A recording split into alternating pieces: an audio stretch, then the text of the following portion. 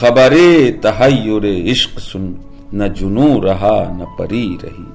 خبر تحیر عشق سن، نہ جنوں رہا نہ پری رہی۔ نہ تو رہا نہ تو میں رہا، جو رہی سو بے خبری رہی۔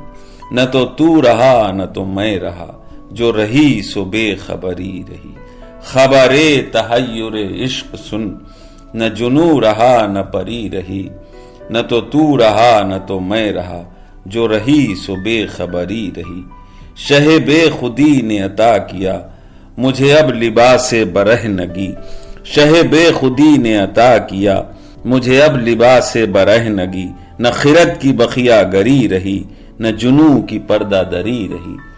نہ خرد کی بخیا گری رہی، نہ جنوں کی پردہ دری رہی۔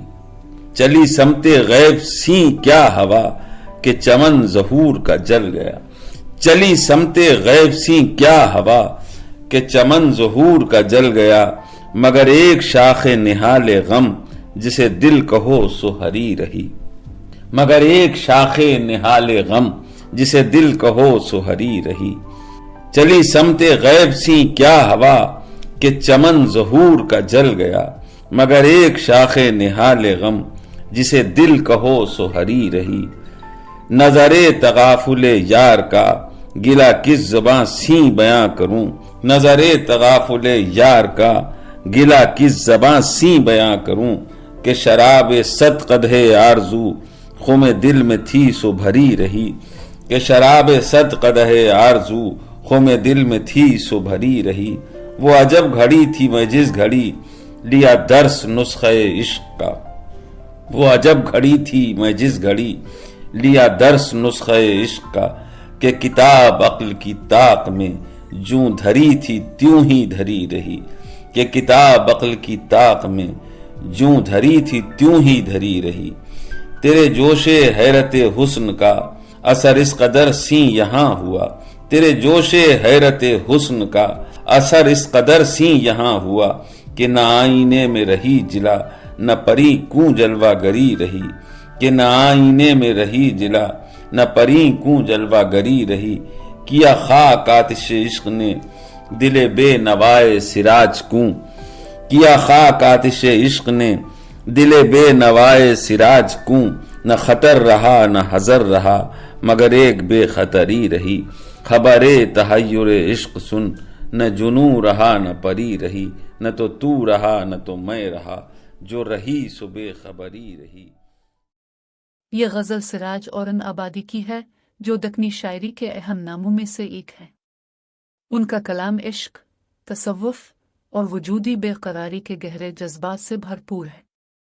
سراج اورن آبادی کے اشعار میں صوفیانہ رنگ نمایاں ہے اور یہ غزل بھی عشق کے روحانی اور وجودی اثرات کو بیان کرتی ہے۔ ذیل میں ہر شعر کے مشکل الفاظ کے معنی، مراد مانی اور تشریح پیش کی جاتی ہے۔ خبر تین عشق سن، نہ جنوں رہا نہ پری رہی۔ نہ تو رہا نہ تو میں رہا، جو رہی سو بے خبری رہی۔ مشکل الفاظ کے معنی: تین حیرت، ششدر ذہنی پریشانی یا گمسم، جنوں دیوانگی، عشق کی شدت، پاگل پن، پری خوبصورت مخلوق، استعاراتی طور پر محبوب، بے خبری بے حسی، لاشعوری، خود سے بیگانگی۔ خبر تین عشق سن، نہ جنوں رہا نہ پری رہی۔ عشق کی حیرت انگیز خبر سن کر نہ دیوانگی رہی اور نہ محبوب کی موجودگی، یعنی سب کچھ گم ہو گیا۔ نہ تو رہا نہ تو میں رہا، جو رہی سو بے خبری رہی۔ عاشق اور محبوب دونوں اپنی ذات سے محروم ہو گئے، صرف بے خبری یا لاشعوری کی حالت باقی رہی۔ تشریح: اس شعر میں سراج عشق کی ایسی حیرت انگیز کیفیت کو بیان کرتے ہیں جو عاشق اور محبوب دونوں کی ذات کو مٹا دیتی ہے۔ عشق کی شدت اس قدر ہے کہ نہ عاشق کی دیوانگی باقی رہتی ہے، نہ محبوب کی موجودگی، اور نہ ہی عاشق و معشوق کی اپنی انفرادی شناخت۔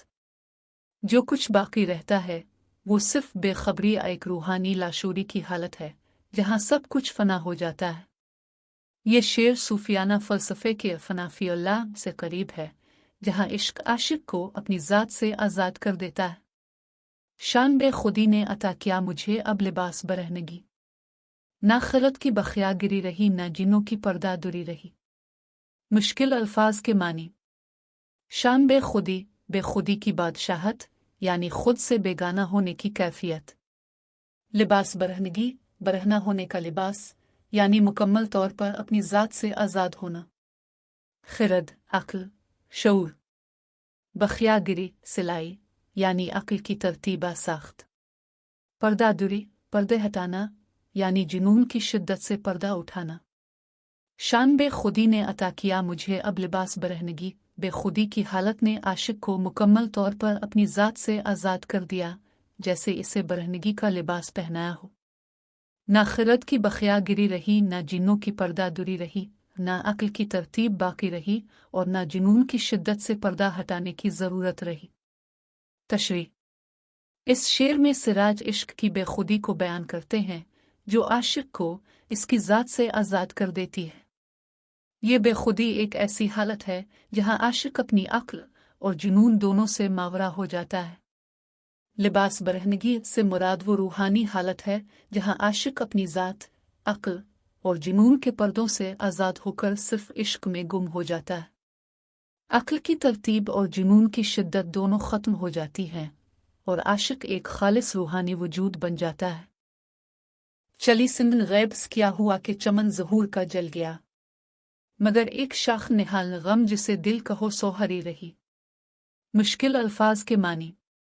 सिमन गैब की तरफ यानी नामालूम रूहानी दुनिया से। चमन ज़हूर का बाग यानी वजूद ज़िंदगी का बाग। निहाल गम की शाख यानी दिल जो गम से भरा हुआ है। हरी भरी रही यानी जिंदा रही। चली सिमन गैब्स क्या हुआ कि चमन ज़हूर का जल गया, गैब से एक ऐसी हुआ चली कि जिंदगी का बाग जलकर राख हो गया, मगर एक शाख निहाल गम जिसे दिल कहो सो हरी रही। सिर्फ दिल जो गम की शाख है वो हरा भरा रहा। तशरीह। इस शेर में सिराज इश्क की तबाकुन और रूहानी ताकत को बयान करते हैं। वो कहते हैं कि गैब से एक ऐसी आग हुआ आई कि आशिक की पूरी जिंदगी या वजूद का बाग जलकर खाकिस्तर हो गया, लेकिन इस तबाही में भी आशिक का दिल जो गम इश्क से भरा हुआ है हरा भरा रहता है। ये शेर इश्क के गम की पायदारी और उसकी रूहानी हैसियत को जाहिर करता है जो हर हाल में जिंदा रहता है। तशरीह। इस शेर में सिराज महबूब की बेइतनाई और उसके नतीजे में आशिक की बेचैनी को बयान करते हैं। वो कहते हैं कि महबूब की लापरवाही की शिकायत को बयान करने के लिए कोई ज़बान काफ़ी नहीं।